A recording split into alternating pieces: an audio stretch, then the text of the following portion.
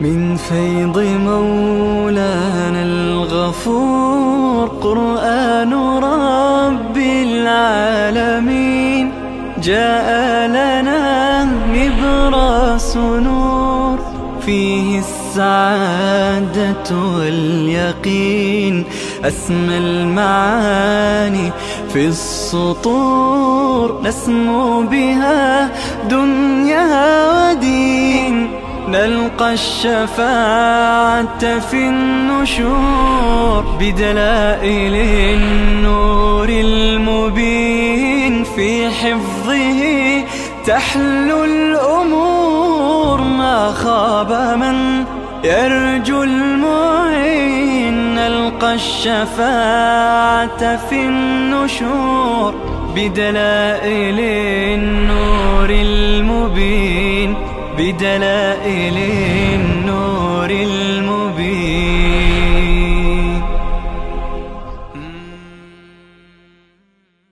أعوذ بالله من الشيطان الرجيم. بسم الله الرحمن الرحيم.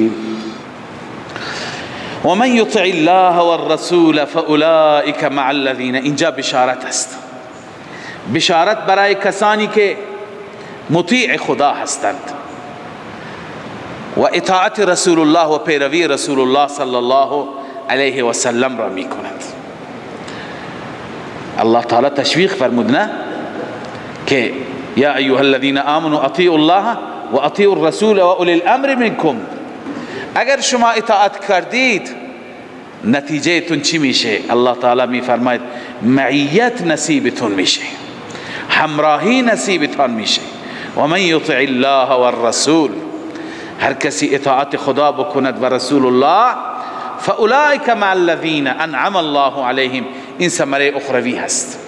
خداوند در جنت با این منعم علیهم همراه میشه. منعم علیهم 4 گروه هستند. عنایت بفرمایید که در شأن نزول این بعضی از تفاسیر مثل علامه ابن کثیر، علامه ابن جریر، اینها نوشتند که رسول الله صلی الله علیه وسلم در میان اصحاب بود. اصحاب گویی همه چیز داشتند، همه سرمایه دنیا در اختیارشون بود چون رسول خدا را داشتند، ولی پیشا پیش اصحاب نگران بودند که در آخرت چی میشه. جایگاهی که رسول الله داره اون جایگاه را هیچ کس از ما نخواهد داشت، جایگاه و مقام بسیار والا. لذا اون جنت به چه درد میخورد، اون بهشت، که ما از دیدار رسول الله محروم بشیم و رسول الله را نبینیم اونجا. لذا این را خدمت رسول الله عرض کردند، ذکر کردند. چنانچه کلمات ابن جریر و ابن کثیر قال اصحاب رسول الله صلی الله علیه و سلم یا رسول الله ما ينبغي لنا ان نفارقك في الدنيا، ما در دنیا مناسب نیست از شما جدا بشیم، تا لحظه ای که زنده باشیم و حیات در وجود ما باشد از شما جدا نخواهیم شد، این در اختیار ماست. اما در آخرت چی کنیم؟ فانك لو قدمت رفعت، بله شما وقتی که قدمت رفعت فلم نرک، شما وقتی که اونجا تشریف بیارید، شما ما ينبغي لنا ان نفارقك في الدنيا فانك لو قدمت رفعت فلم نرك، اونجا شما جایت رفیع خواهد بود، جایت بلند خواهد بود، ما نخواهیم دید شما را. فانزل الله ومن يطع الرسول يطع الله والرسول، خداوند نازل فرمود این را که اون جایگاه به جای خود، اما معیت، مصاحبت، همراهی، دیدار، زیارت، ملاقات نصیب میشه. چه کسانی را؟ کسانی که در دنیا در بست در اختیار خدا و رسول باشند، یعنی زندگیشان را کاملا طبق دستور الله و پیروی رسول الله صلی الله علیه و سلم قرار بدن. الله می فرماید و من یطع الله والرسول، هر کسی که اطاعت کند الله را و رسول را، فاولئک، ثمره اخروی، این انسان ها متصفین به این صفات، مع الذین انعم الله علیهم، همراه با کسانی خواهند بود که الله بر آنها انعام کامل کرده، من النبیین، از انبیا، همراه انبیا خواهند بود، و الصدیقین، و صدیقان. صدیق خواندیم قبلا، درجه صدیق از شهید بالاتر است. اون کسی که کاملا با مال و جان از پیغمبر چی کرده؟ حمایت کرده و کار پیغمبر را و کار دین پیغمبر را به پیش برده. و الشهدا، با شهیدان، و الصالحین، با صالحین، با اونها خواهد بود. الله می فرمه و حسن اولئک رفیقا، اینها بسیار از نظر رفاقت زیبا هستند. رفاقت اینها بسیار زیبا هست، بسیار جالب هست. مع الذین، معنیش چیه؟ مع الذین انعم الله، ای هم معهم فی دار واحده و نعیم واحد. اینها با اونها در یک دار هستند، در یک نوع نعمت ها هستند. یستمتعون برؤیتهم، همیشه از رؤیت اونها استفاده و بهره میبرند. والحضور معهم، با اونها همیشه حاضر خواهند بود، جای اونها برن اینها میتونن، اما معنیش نیست با اونها برابر میشند. اینجا برابری نیست، اینجا معیت است. لا انهم یساوونهم فی الدرجه، نه اینکه با اونها مساوی میشن در درجه. البته با بعضی در درجه میتونن مساوی باشند، اونهایی که کسبی باشند، اونهایی که چی؟ درجاتی که اون درجات کسبی بشه، اینم کسب بکنه اون درجات را به اونجا برسه. مثلا نبی درجهش کسبی نیست، وهبی هست، از جانب الله عزوجل است. اما صدیق، شهید، صالح، اینا هستن که چی هستند؟ کسبی هستند. انسان ها می تواند که صدیق قرار بگیرن، شهید قرار بگیرن، صالح. در جای دیگه الله می فرماید والذین آمنوا بالله و رسله اولئک هم الصدیقون والشهداء عند ربهم. هم الصدیقون، خودشون صدیق میتونن باشن. پس صدیق درجه و جایگاهی هست که به وقتش هر کسی میتواند اون جایگاه را چی بکند؟ کسب بکند. شهید جایگاهی هست که هر کسی میتونه اون جایگاه را، اما نبی نه. پس اون درجاتی که وهبی هستند به اون درجات که نمیرسند، ولی میتوانند در جایی باشند که با انبیا نشست و برخاست داشته باشند. لا انهم یساوونهم فی الدرجه، با اونها در درجه مساوی نیستند. الله میفرما و حسن اولئک رفیقا، چه زیباست این رفاقت، چه جالب است این همراهی. ذلك الفضل من الله، این معیت فضل محض الله است، این معیت فضل محض الله است. و کفا بالله علیما، الله خوب عالم هست، کافی است الله تعالی از نظر اینکه علیم هست. خب این حکم اول ما خواندیم که هر چیزی را، قانون اول بود، حکم اول سلطانی بود، هر چیزی را به اهلش بسپارید. حکم دوم سلطانیه گفتیم در بخش دوم سوره احکام سلطانیه هست. یا ایها الذین آمنوا خذوا حذرکم فانفروا ثبات او انفروا جمیعا. حکم دوم سلطانیه جهاد، حفاظت از حدود اسلامی، از مرزها و سرزمینهای مسلمانان. الله تعالی دستور داده خذوا حذرکم، آمادگیتون را بگیرید. حذر میگویند اون چیزی که ما را حفاظت بکند، یعنی اسلحه. خذوا حذرکم، علامه آلوسی نوشته خذوا عدتکم من السلاح، آمادگی از اسلحه. بر هر حکومتی هست، حکومت دینی، حکومت اسلامی، حق هر حکومت اسلامی هست و دستور خداست که خودش را با تسلیحات پیشرفته روز مجهز بکند برای حفظ سرزمین های اسلامی، برای حفظ مسلمانان، برای پیشرفت دین و اسلام. لذا این دستور شرعی است. یک حاکم مسلمان باید بهترین تسلیحات را، پیشرفته ترین هواپیماهای جنگی را چیکار بکند؟ باید به دست بیاورد و پیشرفته ترین موشک های دفاعی را که بتواند از سرزمین اسلامی، از سرزمین مسلمانان دفاع بکند. پس این حکم دوم سلطانی هست. خذوا حذرکم.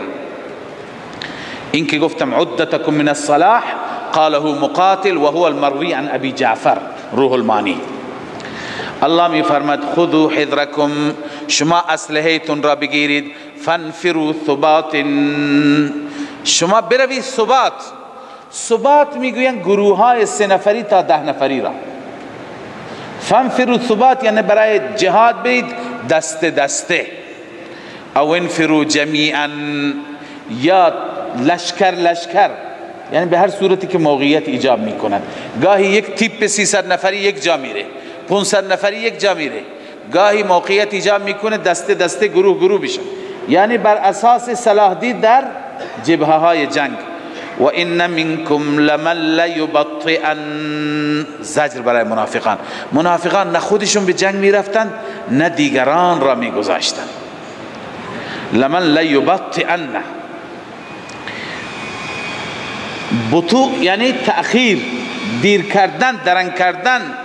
ولی اینجا معنیش اینه که خودشون هم نمی رفتن، مردم را. المراد منه المنافقون، علامه رازی میگوید، امام رازی، المراد منه المنافقون كانوا يثبتون الناس عن رسول الله، مردم را از رسول الله منع می کردند. یثبتون بالطاء، بله مردم را منع می کردند از رسول الله صلی الله علیه و سلم. و ان منکم لمن لیبطئن، وصف اول منافقین بزدلی. لیبطئن تأخیر می کنند، نمی روند به جنگ. فان اصابتكم مصیبه، اگر به شما مصیبتی برسد یعنی شکستی غیر آن، قال قد انعم الله علی، این وصف دوم شماتت، خوشحال میشه، خوشحال میشه که من نبودم. قال قد انعم الله علی، بدرستی که خداوند بر من لطف کرد، بر من انعام کرد. اذ لم اکن معهم شهیدا، چون که من نبودم همراه آنها حاضر، من حاضر نبودم، خدا به من لطف کرد. اما الله می فرماد ولئن اصابکم فضل من الله، اگر برسد به شما فضلی از جانب الله. اما وقتی که فضلی برسد، لیقولن، میگوید کأن لم تکن، این جمله معترضه هست، کأن لم تکن بینکم و بینه موده، گویا اصلا بین شما و بین او دوستی نبوده، رابطه نبوده، ارتباط وجود نداشته. اونجا چی میگوید؟ یا لیتنی، یا لیتنی مقوله لیقولن هست، بنویسیم مقوله لیقولن. چی میگوید؟ کاش من با آنان بودم، فافوز فوزا عظیما، رستگار میشدم، رستگاری بزرگ، رستگار میشدم، رستگاری بزرگ. پول به دست آوردن، غنیمت به دست آوردن از نگاه او چی هست؟ رستگاری بزرگی هست. الله عزوجل اینجا ترغیب میده به سوی قتال. رستگاری این نیست که فقط غنیمت به دست بیاد. الله می فرماید فلیقاتل فی سبیل الله، باید بجنگد در راه الله. فی سبیل الله، ترغیب الی القتال، در راه الله بجنگد. چه کسانی؟ الذین یشرون الحیات الدنیا بالآخره، کسانی که می فروشند. ببینید قبلا خواندیم شراء و بیع، دو تا کلمه از ازداد هستند که به جای هم دیگر استفاده میشند.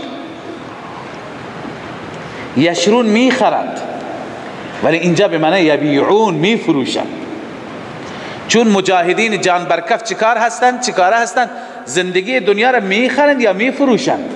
میفروشند. چی میخرند؟ آخرت، بهشت را. ان الله اشترى من المؤمنین، مشتری الله است، خریدار الله است. چی میخرد؟ دنیا را. ان الله اشترى من المؤمنین انفسهم و اموالهم، جان و مال، این دنیا شد. بان لهم الجنه. پس اینها می فروشند دنیا را، چه می خرند؟ آخرت.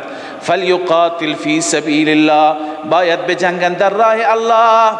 الذین یشرون الحیات الدنیا، کسانی که می فروشند زندگی دنیا را، بالآخرة، در مقابل آخرت، آخرت را می خرند. و من یقاتل فی سبیل الله، هر کسی که قتال بکند، جهاد بکند در راه الله، فیقتل، کشته بشه، شهید بشه، او یغلب، یا غالب بشه، غازی بشه، فسوف نؤتیه اجرا عظیما. رب العالمین می فرماید ان قریب ما می دهیم به او ثمره، نتیجه بنویسید، ما به او می دهیم اجرا عظیما، پاداشی بس بزرگ، پاداشی بسیار بزرگ به او عنایت می کنیم. و ما لکم لا تقاتلون فی سبیل الله، این حکم سلطانی سوم هست، دستور سلطانی سوم هست. ببینید قبلا هم خدمت شما در رابطه با جهاد عرض کردم که جهاد به خاطر چی هست؟ به خاطر دفاع از حریم اسلام، از مسلمانان. جایی ما جهاد اقدامی میکنیم که از دشمن احساس خطر بکنیم. یکی دیگر از موارد جهاد برای دفاع از مظلومین و مستضعفین هم هست.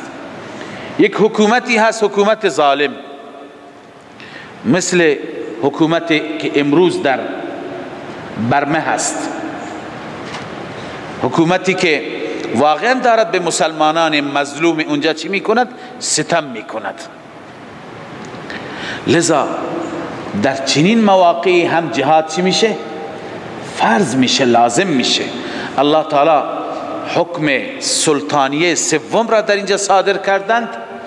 مسلمانان مظلوم را باید از دست مشرکان نجات بدهید. حاصل و نتیجه این حکم چی است؟ مسلمانان مظلوم را باید از دست مشرکین و بت پرستان، بودایی ها نجات بدهید. الله می فرماید و ما لکم لا تقاتلون فی سبیل الله، چرا شما نمی جنگید در راه الله؟ ترغیب الی الجهاد. علت اول فی سبیل الله. ببینید علت فرضیت جهاد دو چیز است، یک اعلاء کلمت الله، دو معاونت ضعفا و مستضعفین، کمک کردن به مستضعفین. الله می فرماید چرا شما نمی جنگید در راه الله؟ والمستضعفین من الرجال، در حالی که مستضعفان از مردان، والنساء از زنان، والولدان از بچه ها، اولاد، اطفال، الذين یقولون، التجاء مستضعفین، آنانی که میگویند ربنا اخرجنا من هذه القرية، بار الها پروردگارا بیرون کن ما را از این قریه. کدوم قریه؟ همون قریه‌ای که از ظالم اهلها، اهلش ظالم هستند. گرچه مراد از این قریه مکه هست، اون زمانی که مستضعفین در مکه مونده بودند و بقیه هجرت کرده بودند، شکنجه می‌خوردند، شکنجه می‌دادند اونها را، اذیت می‌کردند اونها، هر روز دعا می‌کردند پروردگارا ما را از این قریه ظالم بیرون کن، قریه‌ای که اهلش ظالم هستند. وجعل لنا من لدنک ولیا، بار الها برای ما قرار بده از جانب خودت ولیا حامی، کسی باشد که نمایندگی تو را داشته باشد روی زمین و حمایت از ما بکند. واجعل لنا من لدنک نصیرا، و قرار بده برای ما از جانب خودت یاری، مددگاری، کسی بیاید به کمک ما بشتابد. بله، مستضعفین این گونه وقتی که فریاد میزنند، صدا میکنند بر شما مسلمانان جهاد لازم میشه، و ما لکم لا تقاتلون، چرا شما نمی جنگید؟ چرا جهاد نمی کنید؟ لذا الله تعالی می فرماید کسانی که تعمیل می کنند، کسانی که بجا می آورند، اینها کسانی هستند که در راه خدا می جنگند. الذين آمنوا يقاتلون في سبيل الله، ترغیب الی القتال تأکید تعمیل، کسانی که ایمان آوردن یقاتلون فی سبیل الله، می جنگند در راه الله، یعنی در اعلاء کلمت الله.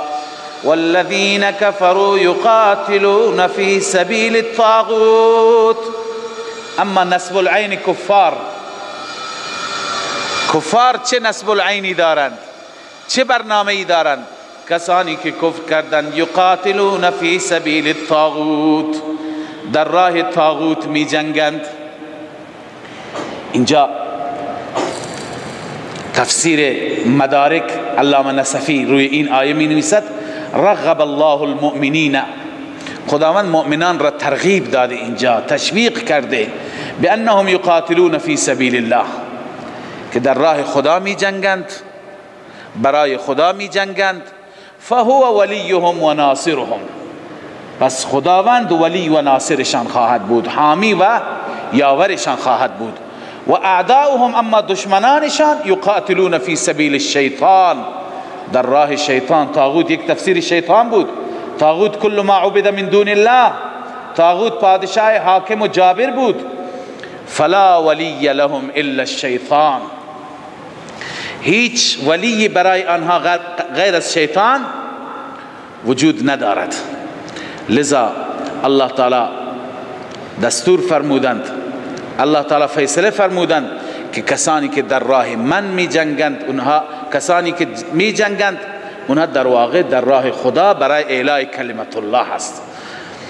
فقاتلوا اولیاء الشیطان، پس شما بجنگید با دوستان شیطان. کفار دوستان شیطان هستند. خب اونها خیلی قدرت دارند، چطور با اونها بجنگیم؟ لشکر بسیار مجهزی دارند. الله می فرماید ظاهر را نبینید، وعده نصرت. ان کید الشیطان کان ضعیفا، هرچند اونها مکر کردن برای نابودی شما، هرچند که اونها صف واحد تشکیل دادند، ائتلاف تشکیل دادند، ان کید الشیطان کان ضعیفا، کید شیطان ضعیف هست. وقتی که شهامت شما را ببینند، وقتی که مردانگی و شجاعت شما را ببینند، پا به فرار میگذارند. لذا وظیفه مسلمانان است. واقعا انسان وقتی که این آیات را میبیند که امروز وضعیت بعضی از مسلمانان، بالخصوص مسلمانانی که زیر یوغ شکنجه بودایی ها هستند، بت پرستان و غیر الله پرستان هستند، امروز بر همه مسلمانان لازم هست، بر همه حکام اسلامی که متاسفانه کفر تا یک حدی موفق شده مسلمانان را به جان هم انداخت. باید مسلمانان بیاری این مظلومان بشتابند و این مظلومان را باید رسیدگی بکنند، با حکومت برمه باید صحبت بکنند، مذاکره بکنند. گرچه اونها حکومت اونجا اعلام تبری میکنند، میگه اینها تندروها هستند، تندروها از بودایی هستند، حکومت کار ندارد، حکومت راضی نیست به این قتل عام مسلمانان، سوزاندن مسلمانان. ولی باید حکام مسلمان، کشورهای اسلامی پیشنهاد بدند به حکومت برمه که اگر تو نمیتوانی و عاجز هستی، پس ما نیرو داریم، ما جلو اینها را میگیریم و این هرج و مرجی که در کشورت هست ما میتونیم جلوش را بگیریم. باید حتما چاراندیشی بشه، فکری بشه، و الا با توجه به این آیات همه ما مسلمانان مسئول هستیم. همه ما مسلمانان پیش خدای عزوجل باید جوابگو باشیم، باید فریادمون را برسانیم به همه حکام دنیا، همه مسلمانان باید برسانیم که از این برادران و خواهران مظلوم باید دفاع بکنن. این وظیفه ما هست.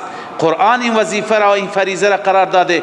یکی از مواردی که جهاد فرض میشه همین شما خواندید، معاونت چی؟ ضعفا. بله. الم تر الی الذین قیل لهم کفوا ایدیکم.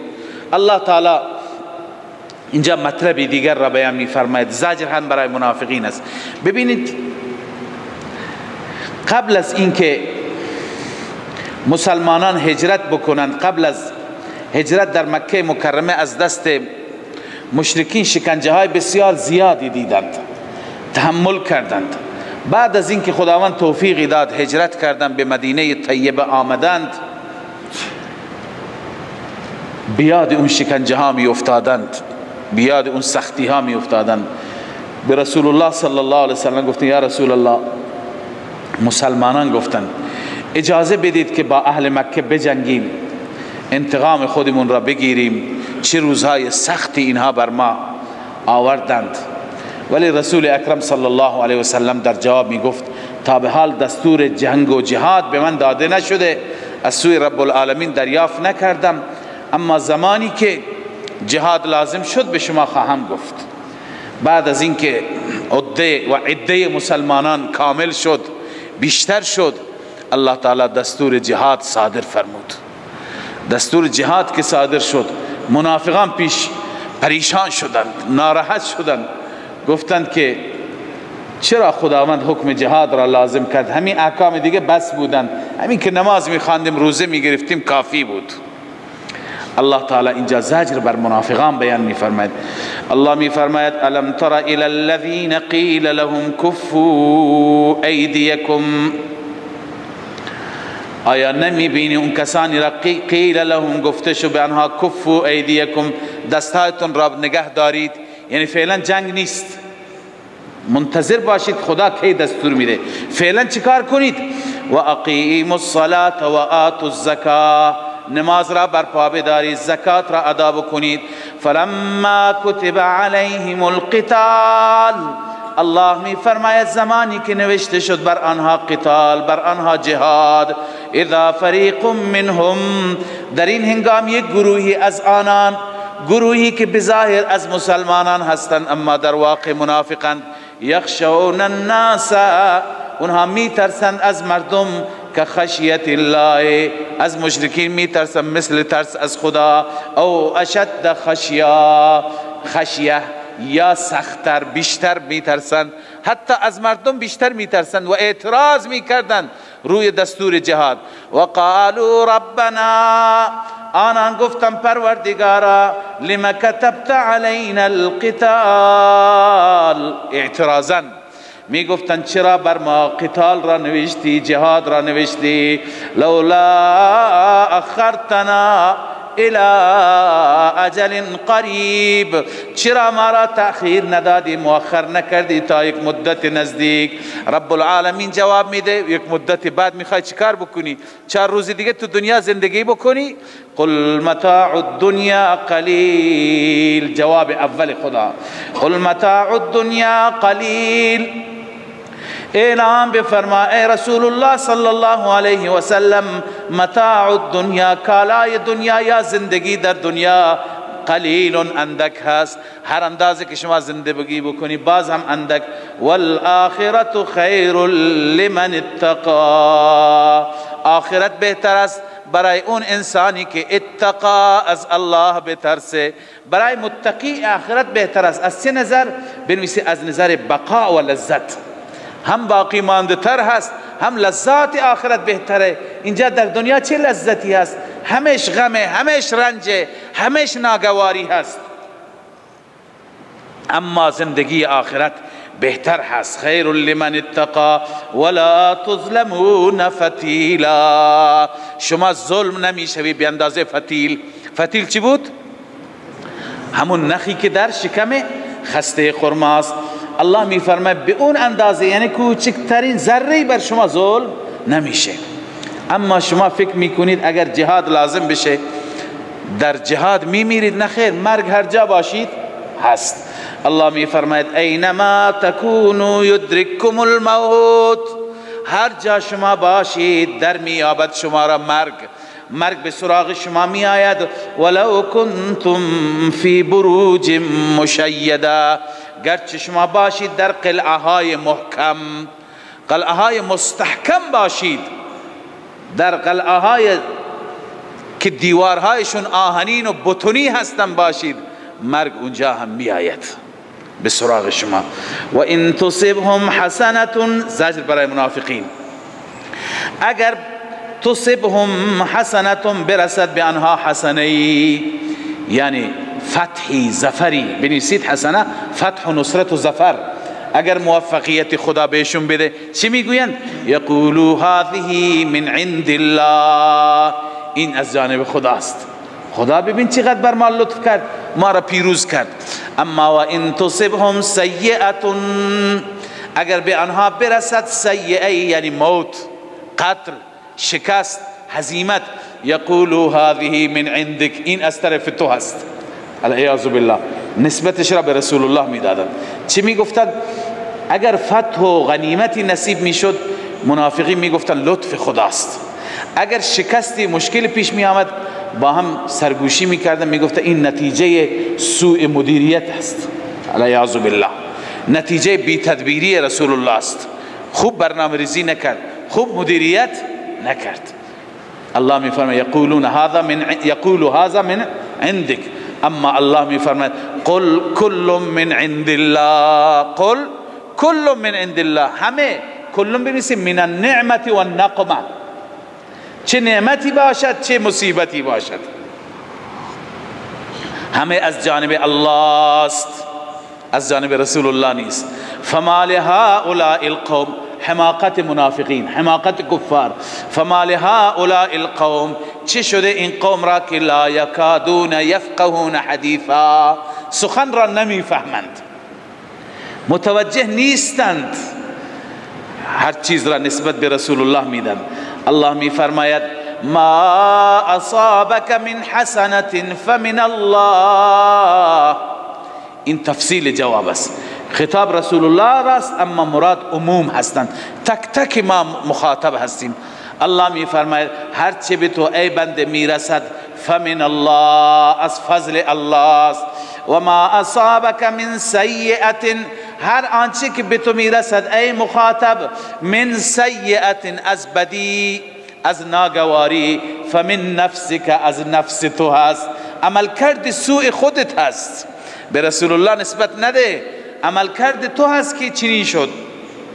و ارسلناک للناس رسولا، تسلی برای رسول الله، ای رسول الله ما تو را فرستادیم برای مردم رسول به عنوان پیغمبر. و کفا بالله شهیدا، اما خداوند کافی هست از نظر گواه، قولا و عملا بر رسالت شما. هم خداوند طوری معامله می کند که رسالت شما تایید میشه، هم در کتابش قولا رسالت شما را چی می کند؟ تایید می کند. گواهی خدا کافی است. من یطیع الرسول فقد اطاع الله، هر کسی اطاعت کند از رسول صلی الله علیه و سلم فقد اطاع الله، نتیجه به درستی که الله را اطاعت کرد. و من تولا، هر کسی که پشت بدهد، اعراض بکند، فما ارسلناک علیهم حفیظا، نفی مختار کل، ای پیغمبر ما تو را به عنوان حفیظ نفرستادیم، به عنوان محافظ، به عنوان نگهبان اونها نفرستادیم. لذا اونها یعنی شما مختار نیستین، اونها عمل کردشون بد بوده، الله تعالی اونها را گمراه کرده، از راه بیراه کرده. و یقولون طاعه، الله تعالی زجر بیان میفرمه بر اونها که اونها میگوین ما از شما اطاعت میکنیم، اما طاعتون را با زبان میگوین، با نقل قول میگوین، با قول میگوین. فاذا برزوا من عندك، اما زمانی که برزوا من عندك، خارج میشم از نزد شما، برزوا ای خرجوا، بیت طائفه منهم، شب میگذراند یک گروهی از آنها، بنویسی رؤسای منافقین، وقتی از محضر شما بلند میشن ای رسول الله،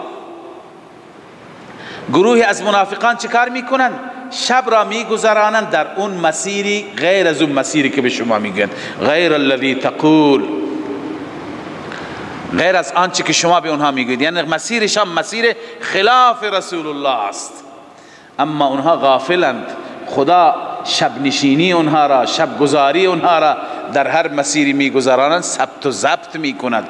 والله یکتب ما یبیتون، الله مینویسد آنچه که آنها شب میکنند.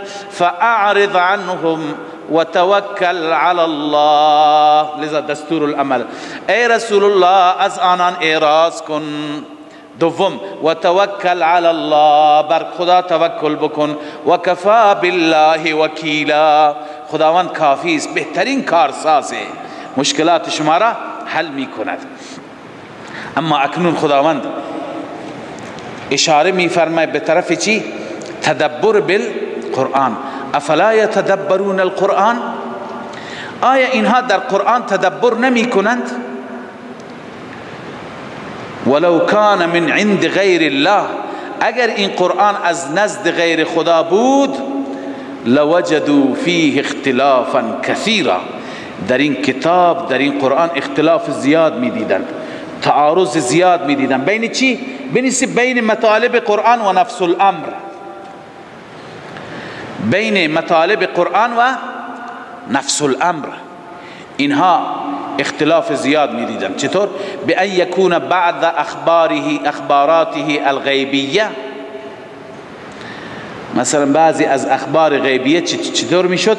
کالاخبار عما یسره المنافقون، مثلا اخباری که منافقان را خوشحال میکند غیر مطابق للواقع، مطابق واقع نمیشد، خلاف واقع میشد. بله، بعض اخباراته الغیبیه کالاخبار عما یسره المنافقون، خب غیر مطابق للواقع، مطابق واقع نمیشد. آیا اینها فکر نمی کنند، نمی اندیشند که همه چیز، همه پیشگویی ها، همه اخبار قرآن چی هست؟ مطابق واقع، مطابق واقعیت هست. لذا اگر به قرآن بیندیشند، تدبیر بکنند، به حقانیت قرآن، به واقعیت قرآن اونها پی خواهند برد. صدق الله العظیم. من فيض مولانا الغفور قرآن رب العالمين، جاء لنا نبراس نور فيه السعادة واليقين، أسمى المعاني في السطور نسمو بها دنيا ودين، نلقى الشفاعة في النشور بدلائل النور المبين، في حفظه تحلو الأمور، ما خاب من يرجو المعين، نلقى الشفاعة في النشور بدلائل النور المبين، بدلائل النور المبين.